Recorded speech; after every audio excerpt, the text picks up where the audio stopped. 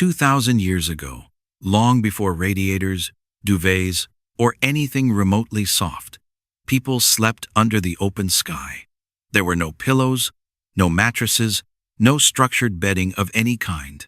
There was ground, and there was air, and there was the instinct to pull something over the body before giving in to sleep. That instinct is old, older than weaving, older than cloth. Before blankets, there were skins, animal hides, heavy, oily, imperfect things. When an animal was killed, the meat was eaten, and the hide, once scraped and cured, might be worn during the day and slept under at night. Thick fur facing inward, rawhide on the outside. They weren't shaped like modern blankets, and they weren't light. They cracked in the cold. They stiffened with age. But they held in warmth. In prehistoric shelters, caves, huts, rock overhangs reinforced with branches and mud, sleep wasn't private or comfortable. The fire burned low. The wind came through cracks. A sleeping body needed something between itself and the air. A stitched-together collection of hides was enough. It didn't flutter. It had weight. And that weight, even then, brought a form of security. There was no distinction yet between clothing and covering. The same hide worn around the shoulders in the morning might be thrown across two children at night. A piece of old fur might be laid over the stomach or draped across the legs. These weren't blankets. They were improvisations. But the function was identical. Imagine a shelter in the early Neolithic period. The walls are earth. The roof is bundled thatch. Smoke from the hearth drifts upward, slow and thin. A family lies close together. Bodies turn toward one another. A large hide, tattered at the edges, covers 3 people. It smells of fat and wood smoke. It hasn't been cleaned in months, but it's warm. One corner is pinned beneath a stone. Another is folded and refolded to make a makeshift pillow. Nobody calls it a blanket, but it is the beginning of that idea. As weaving developed, people began to produce large rectangles of fabric. First, from plant fibers, reeds, flax, nettles, then later from wool. These weren't decorative. They were crude, coarse, often uneven, but they could be laid flat. They could cover more than one person. And unlike hides, they bent and folded more easily. In Egypt, during the Old Kingdom, woven linen was already a central part of daily life. The Nile provided flax, and generations of laborers turned it into cloth. Much of it was made into clothing, light tunics, shawls, loincloths, but wider weaves were also produced. Some of these, historians believe, were used as bed coverings. Not all sleeping was done indoors. In the dry season, many Egyptians slept on rooftops.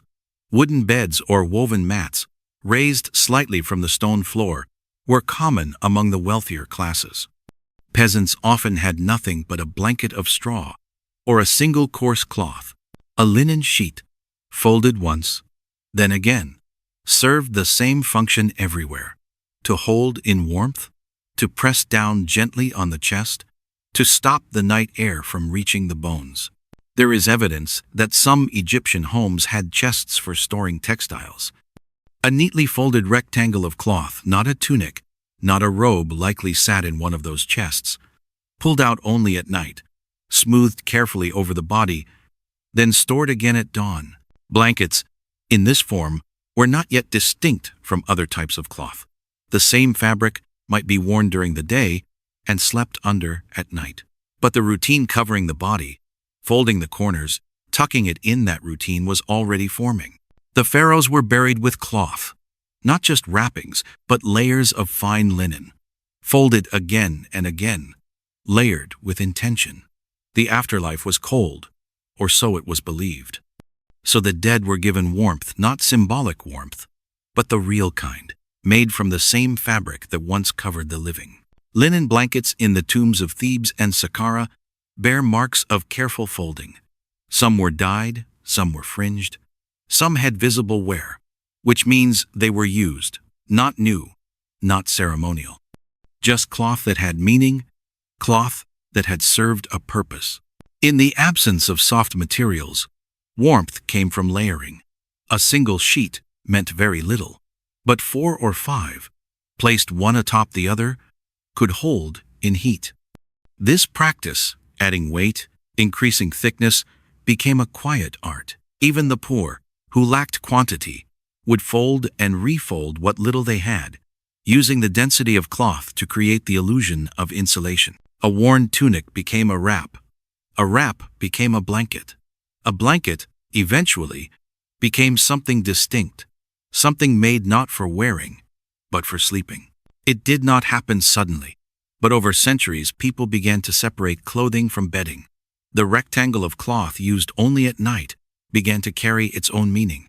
It was not just utility. It was ritual. And over time, even the simplest folded fabric could signal the end of the day. In Mesopotamia, where the Tigris and Euphrates carved out long corridors of settled civilization, domestic life evolved quickly. Mud brick homes, often shared by extended families, provided limited space for private sleeping arrangements. Nights were warm during much of the year, but during certain seasons, particularly after the sun dropped and winds swept across the plains, temperatures could fall sharply. Early textiles in Mesopotamia were largely made of wool. Sheep had been domesticated in the region for generations, and the wool industry was well established by the 3rd millennium BCE. Wool was spun, dyed, and woven on vertical looms, producing rectangular cloths of varying sizes. Some were used for clothing, others were used in temples. Some, coarse and undyed, were used in the home. A woolen cloth, tightly woven, served many roles. It might be worn by day, folded into a cushion, or used to carry grain. At night, it was unfolded and laid over the body. It was heavy. It smelled faintly of lanolin and dust. In colder months, families often slept together, combining several pieces of cloth into one large covering. There was no sense of individualized bedding. Warmth was a shared resource. Scribes, merchants, and officials had greater access to finer weaves. In higher-class homes, rooms were sometimes partitioned with hanging cloth. Sleeping platforms were built from clay or brick, and low steps led to slightly raised beds. On these platforms, cloth was laid carefully. Some homes maintained a dedicated sleeping cloth, thicker than a tunic, stiffer than a robe, with slightly reinforced edges. It is not clear if these cloths were dyed for beauty or practicality. Natural dyes from plants, clay, insects were used to color fabrics in soft reds, browns, and grays. Decorative patterns, though rare, are occasionally mentioned in records, but the texture mattered more than the color. A thick weave indicated a higher density, more material, more warmth. Consider the structure of such a blanket. The warp threads ran vertical, often of medium twist wool. The weft ran horizontal, slightly looser, giving the fabric a pliable but solid feel. The edges were often weighted slightly, either by knots or sewn-in cord, to keep the cloth from shifting during the night. There were no buttons, ties, or fasteners, just weight and friction. Blankets were stored in reed baskets or hung from wall pegs during the day.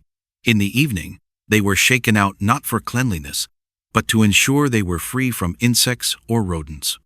Then laid over the sleeping space, smoothed by hand, and tucked loosely beneath limbs. There is no evidence of pillows in these periods. Instead, cloth might be folded several times and placed beneath the head. The blanket, as a concept, was not distinct from the environment. It was part of the ground, part of the wall, part of the person. There was no line between structure and softness. Outside urban centers, in nomadic communities, the same principles applied. A blanket was not a luxury, it was a necessity. Woven woolen cloth was durable, slow to produce, and easy to repair. Strips could be patched, edges rehemmed, holes darned. A single family might own 2 or 3 such cloths, passed down between generations, folded and unfolded across hundreds of nights. In some areas, camel or goat hair was added to the wool. This made the blanket denser, more resistant to wind. The texture grew coarse, not soft, but substantial. These hybrid blankets were more common in arid zones, where sleeping outdoors was frequent. Tents offered partial shelter, but the ground remained cold. The blanket acted as both mattress and cover, a single barrier between the sleeper and the earth.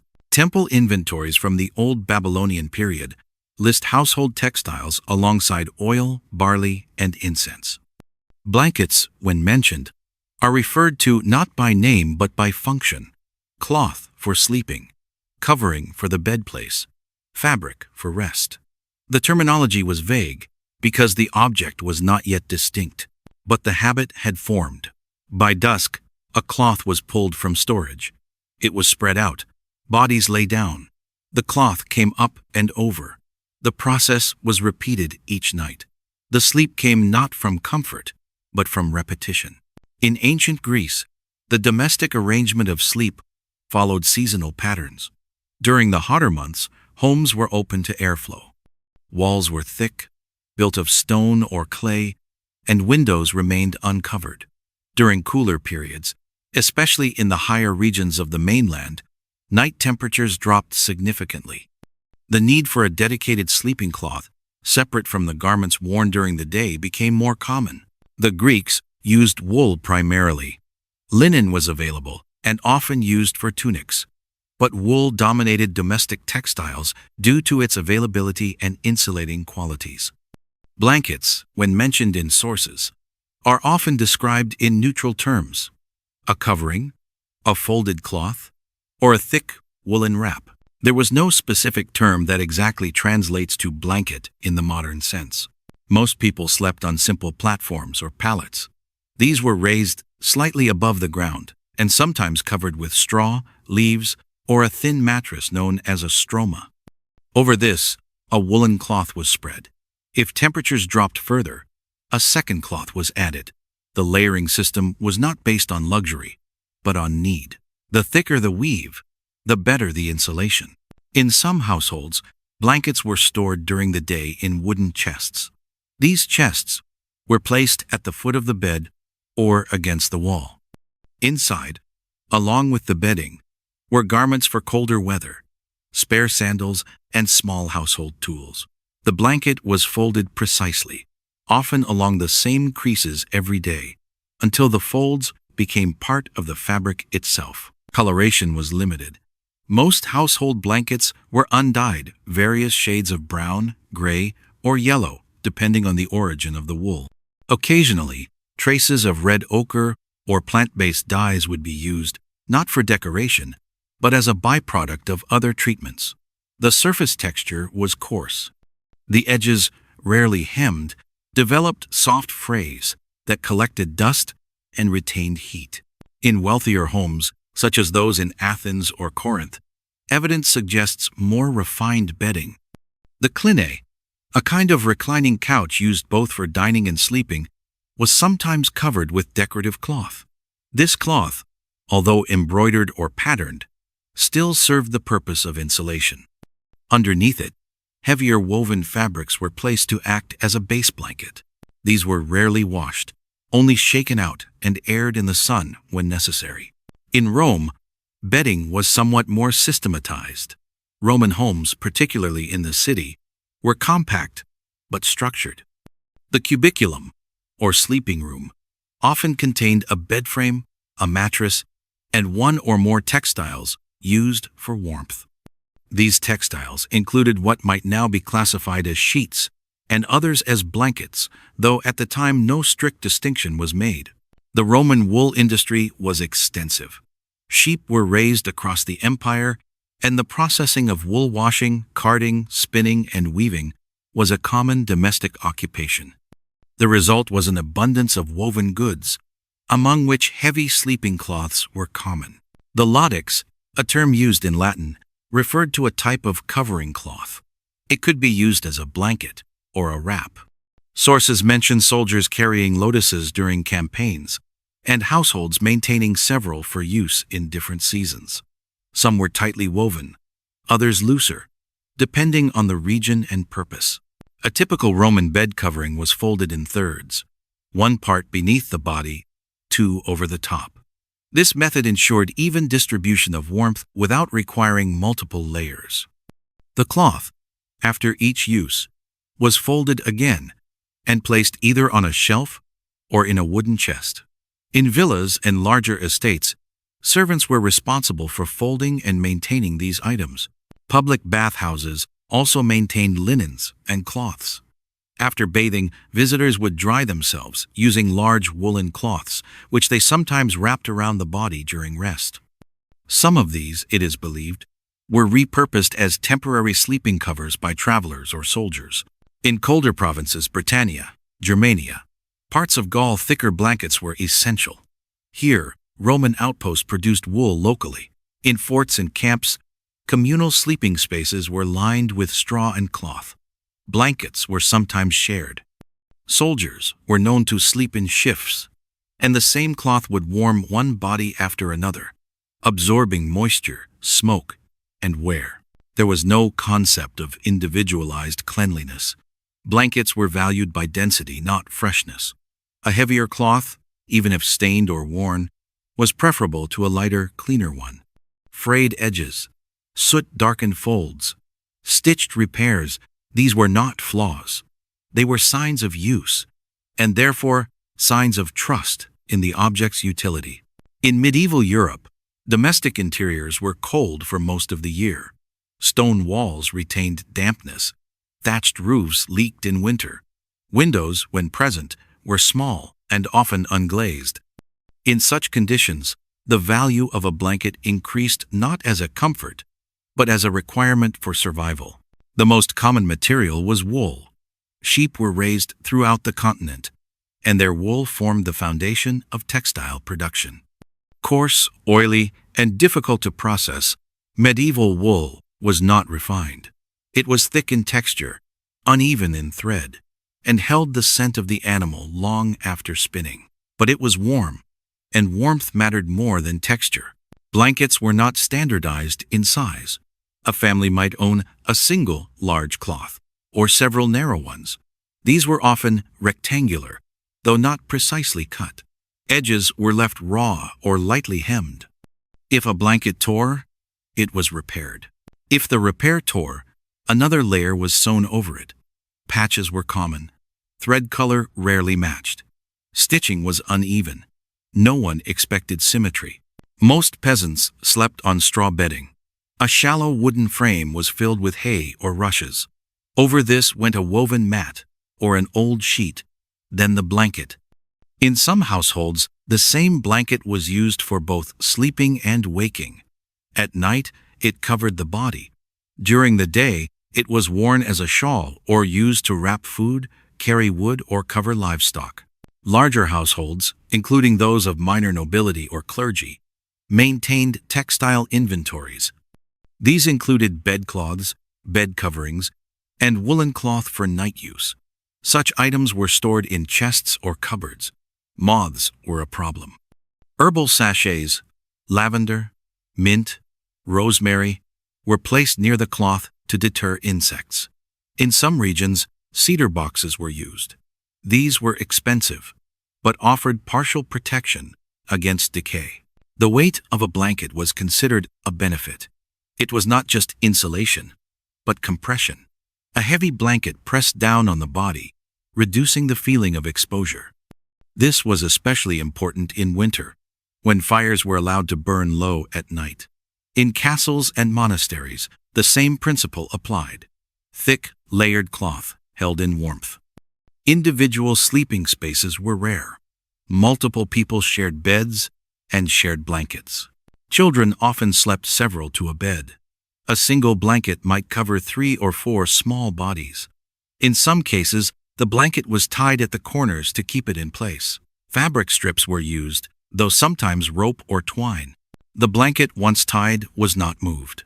Sleep occurred beneath it, not around it. Blankets were inherited.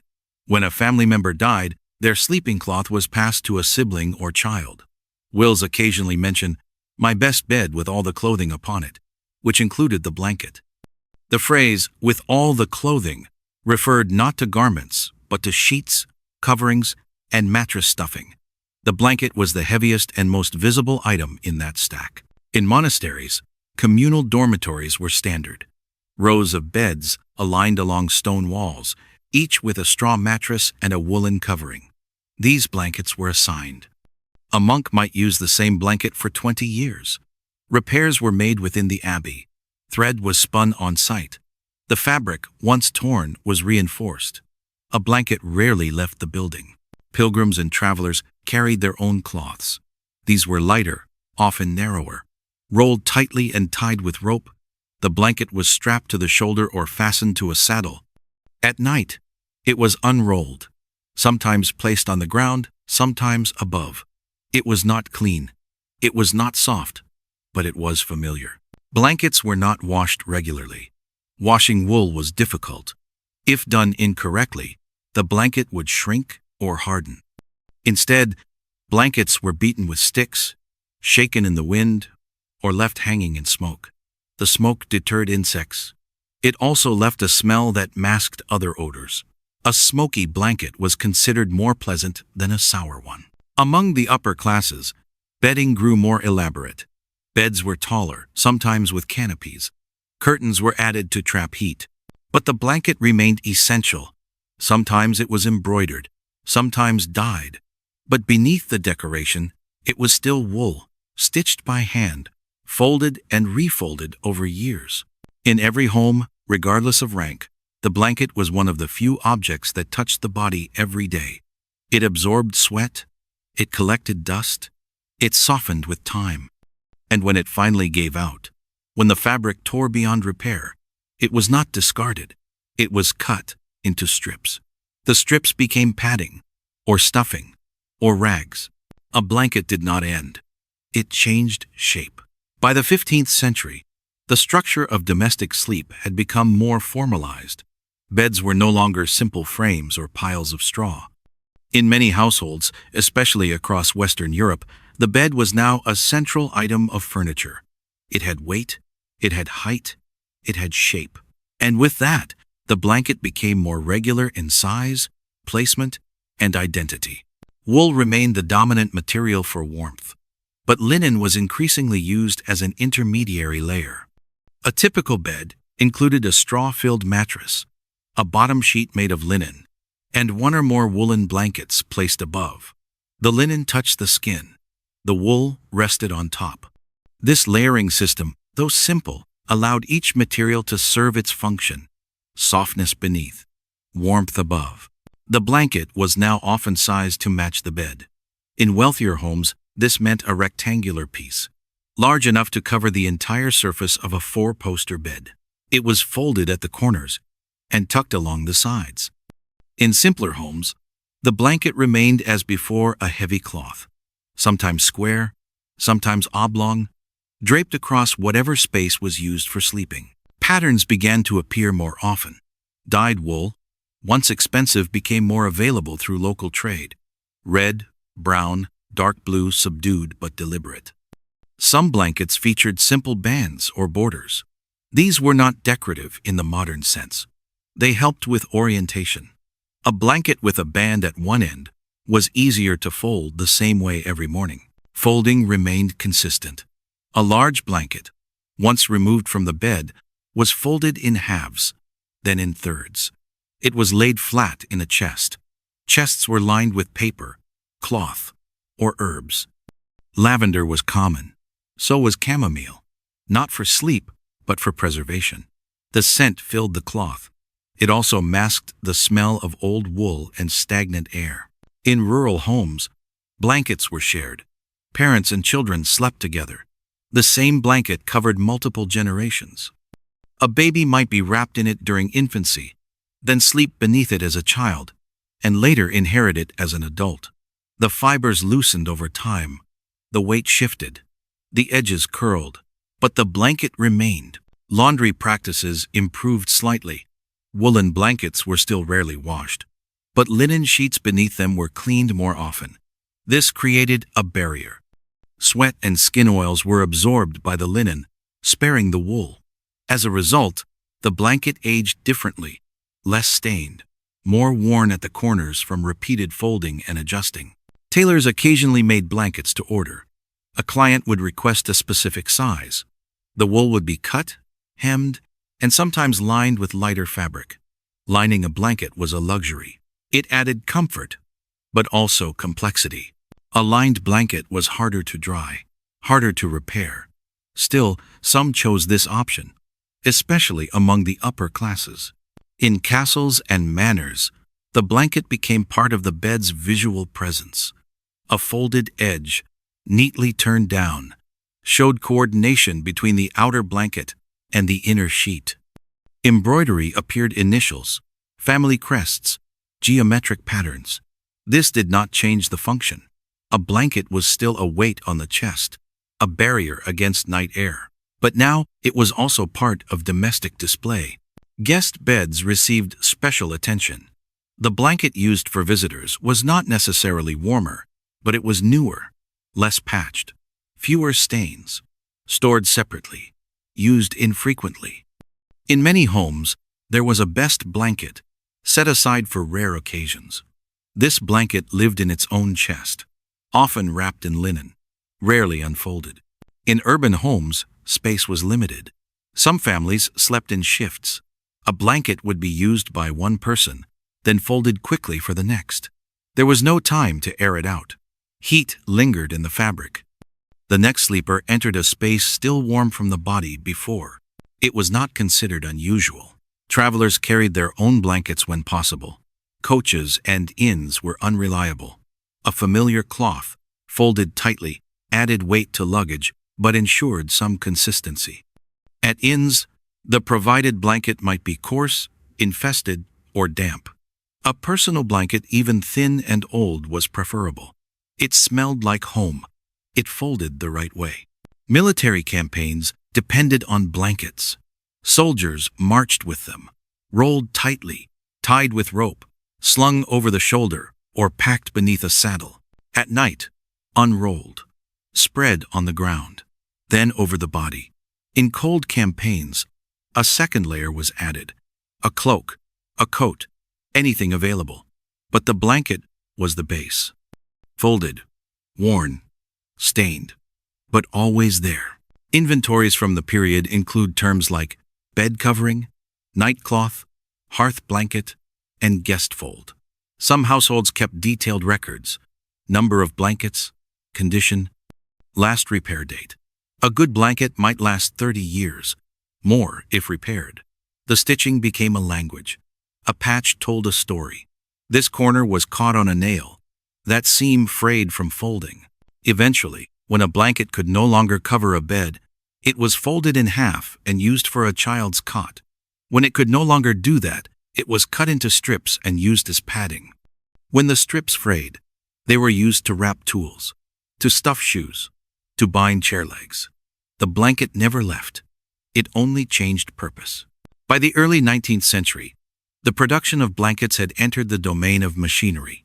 Wool, still the primary material, was now processed in mills.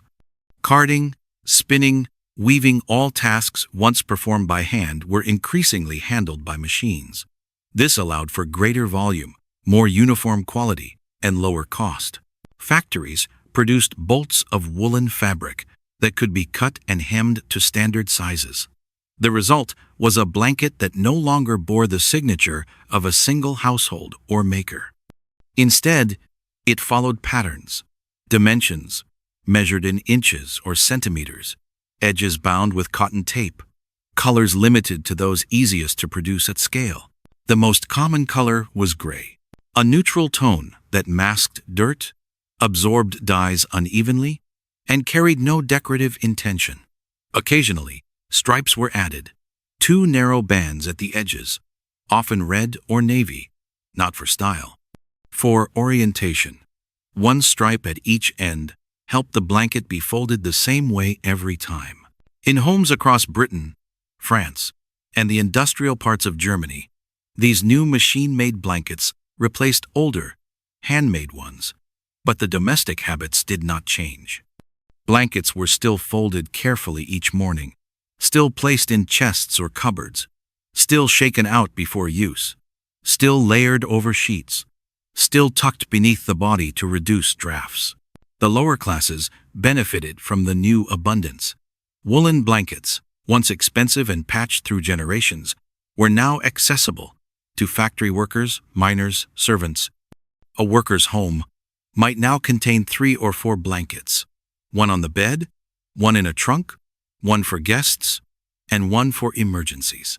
Blankets were given as wedding gifts, stored as part of a dowry, folded flat in boxes, tied with twine, stored with dried herbs or newspapers to absorb damp.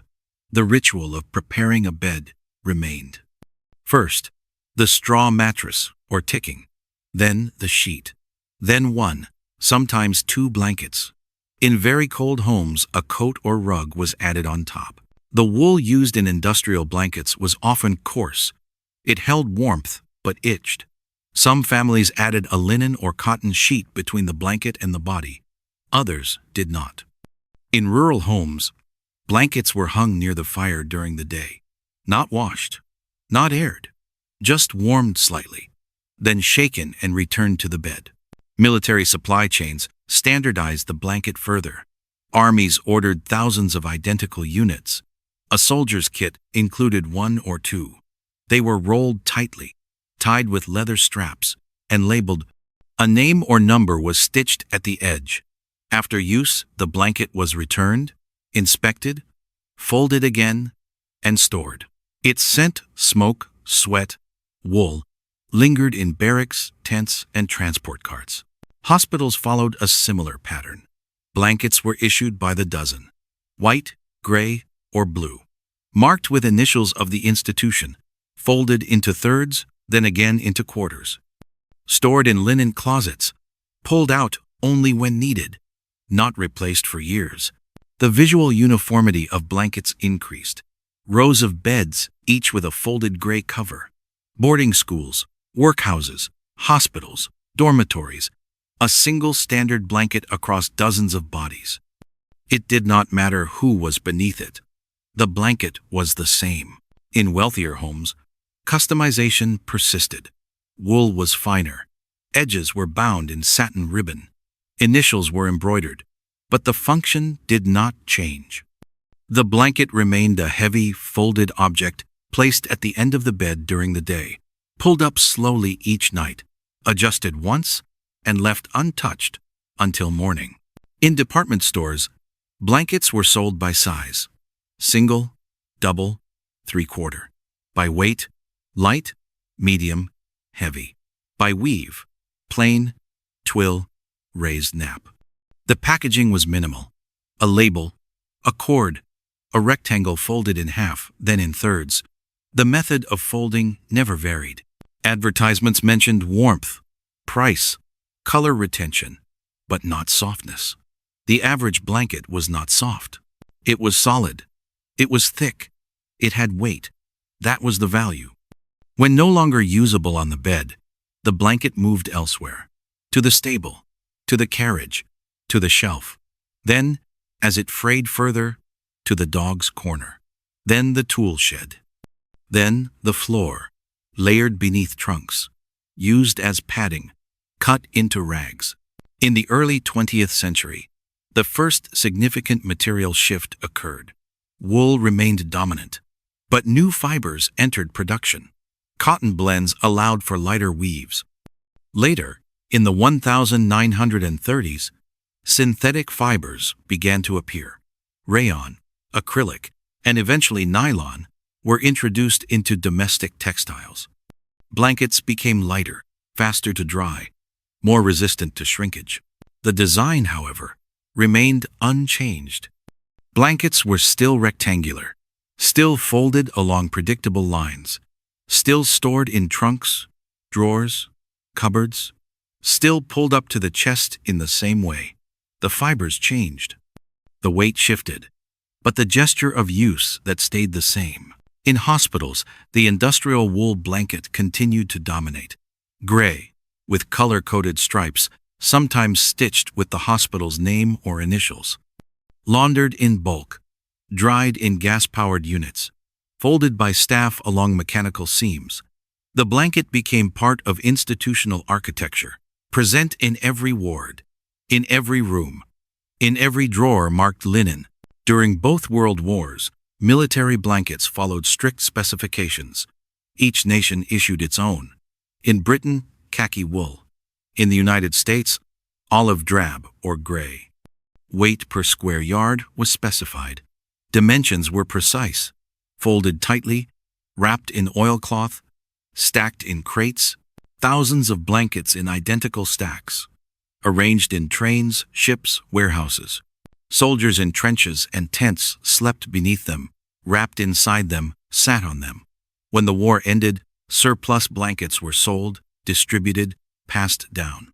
Many entered civilian life. Farmhouses, apartments, cottages, all absorbed these items. They bore labels, stamps, numbers, but they were still just blankets, reused, rewashed, refolded. In homes, new trends appeared. Decorative stitching, edge binding in satin ribbon, monograms. Color palettes began to widen. Pastels, deep greens, burgundy. Still, the majority of blankets remain neutral.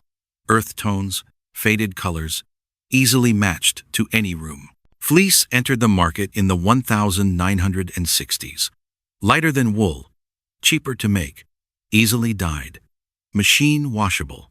It was soft to the touch, but thinner. To achieve the same warmth, more layers were needed. So homes used both. A fleece layer for comfort, a heavier wool layer for weight. Blanket storage remained constant. Linen closets, shelves, boxes under beds, labeled with masking tape or written in pencil. Guest room, summer, too warm. In cold climates, the seasonal cycle continued. Blankets came out in October, returned to storage in April. A ritual of unpacking, of refolding, of air drying, of checking for moth damage. Hotels standardized the double sheet system. A sheet beneath the sleeper, a blanket between two sheets. This preserved the blanket, reduced wear, simplified laundry. Blankets were laundered less often. Sheets were replaced daily. The blanket remained, folded at the foot, tucked under at the corners. In motels and inns, synthetic fibers dominated. The acrylic hotel blanket became standard, lightweight, patterned, static-prone. It held no scent, no texture, but it folded flat, stacked well, dried quickly. It was neutral in every sense. No one remembered it, but it was always there. Households increased their stock. By the 1980s, it was common for a home to contain multiple categories: heavy winter wool, medium cotton blend, light fleece, decorative throws, each with its own use, each with its own storage, some in drawers, some in cedar chests, some in vacuum-sealed bags, labeled, stacked, not touched for years. Still, habits persisted. Folding after laundering, folding after air drying, folding before guests arrived, corner to corner, edge to center, smooth by hand, stack by weight. In nursing homes, care facilities, and dormitories, institutional blankets continued, still gray, still thin, still warm enough. One blanket per bed, occasionally two. Always folded identically. Crease lines from factory to closet to room to bed. Donated blankets followed similar paths. Charity drives, disaster response, refugee camps. A blanket in a plastic bag. Unrolled, used, folded again. The label removed or left in place. Its origin unimportant. Its function identical. Old blankets were never discarded quickly. First used on the bed, then as a couch cover, then for picnics, then for pets, then in the trunk of a car, then beneath boxes. Then finally, cut into squares for rags, used for polishing, for padding, for cleaning floors, for insulating windows in winter. The lifespan of a blanket extended by necessity, not because it could not be replaced, but because it had already been folded so many times that its shape seemed permanent. The blanket no longer needed explanation. It was present. In every home, on every bed, behind every door marked linen, folded, waiting. In the 21st century, blankets exist in greater variety than ever before. Materials range from organic cotton to recycled polyester, microfiber, sherpa, bamboo-derived rayon, double-sided plush, waffle knit, thermal weave, each described in catalogs with technical vocabulary, each marketed for softness, breathability, sustainability, or weight. But the function remains. Blankets are still rectangles of cloth, still folded along center seams, still placed over the body, still stored in closets, still removed at night, still replaced in the morning. The cycle has not changed. Retail environments offer dozens of options. Display tables stacked with folded blankets, some tied with ribbon, some wrapped in clear plastic, labeled by brand, labeled by purpose. Throw, all season, weighted, luxury. The distinctions are superficial. The form is identical. Weighted blankets emerged as a trend, filled with glass beads, measured in pounds, designed to press against the body, simulate security, heavier than wool, denser than fleece. Marketed for anxiety, for sleep improvement, for deep rest, folded the same way, stored the same way, sometimes too heavy for shelves, placed on the floor, still folded. Color expanded, bright patterns, seasonal prints, imitation animal fur, gradient tones, minimalist grays. Still, most homes default to neutral colors. Beige, soft blue, dusty green. The colors disappear into furniture. The blanket remains visible but unremarked. Online shopping increased volume. Blankets purchased in multiples, shipped in boxes, compressed for transport, inflated upon opening, folded into cubes, stored until needed. Some used immediately, some not used for months, some never opened. In modern apartments, the blanket takes on decorative roles, draped over the back of a chair, folded across the foot of a bed, placed in baskets, arranged for effect, rarely touched, still folded, still weighted, still present. In offices, small blankets are stored in drawers, used during late nights, during illness, during long video calls, folded in half, laid across the lap, removed, folded again, returned to drawer. In hospitals, the same systems persist. Thin blankets, synthetic blends, pale colors, folded in quarters, stored in linen carts, replaced by staff, identical from room to room. Comfort reduced to procedure, sleep managed through protocol. In transportation, planes, trains, buses, disposable blankets are issued, plastic wrapped, unsealed, unfolded, used, then left behind, or kept, washed or not washed, reused or forgotten, identical in size, uniform in experience. In homes, older blankets accumulate, passed from room to room, from bed to sofa, from adult to child, from bed use to fort use, from fort use to attic storage, retained not because of value, but because there is no urgency to remove them. Some are boxed, labeled extra, others are forgotten. At the back of a shelf, folded tightly, pressed flat. The fabric remembers the last fold. It holds shape, even after years. The vocabulary has shifted. Blankets are called throws, layers, comforts, toppers. But the behavior is unchanged, still unfolded, still spread over the sleeper, still warmed by body heat, still creased by nightly movement, still refolded in the morning, still stacked with others. In predictable order, no ceremony is required. The blanket does not announce its presence. It waits, it folds, it covers. In digital catalogs, each blanket is photographed, folded, never wrinkled, never open, always square, always centered, always quiet. And in the quiet of night, across millions of rooms, millions of blankets lie still, some weighted, some light, Some pushed to the edge of the bed, some pulled to the chin, all of them doing the same thing,